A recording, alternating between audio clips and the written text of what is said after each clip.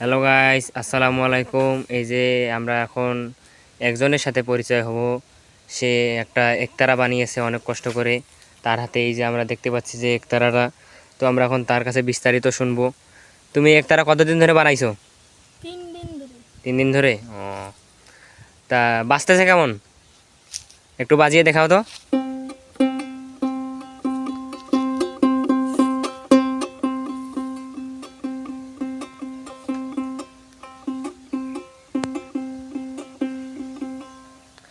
তোমার বাসা কোথায়?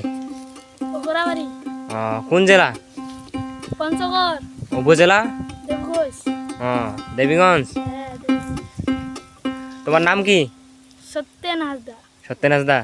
ও, তা তুমি কেমন আছো? ভালো আছি।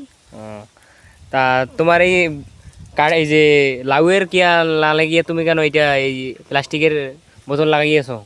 টাকা নাই, ও, সেই জন্য প্লাস্টিকের বোতলের বানাইছি। ও, এই জন্য।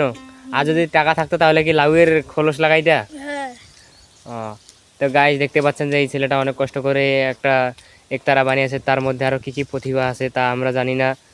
তো আমরা চাবো যে সে এখন আরো উপরে উপরের লেভেলে যাতে উঠতে পারে, তার যাতে আরও ভালো ভালো কিছু বানাইতে পারে বা তার জীবনে অনেক ভালো ভালো কিছু করতে পারে, এই আমরা কাম্য করব।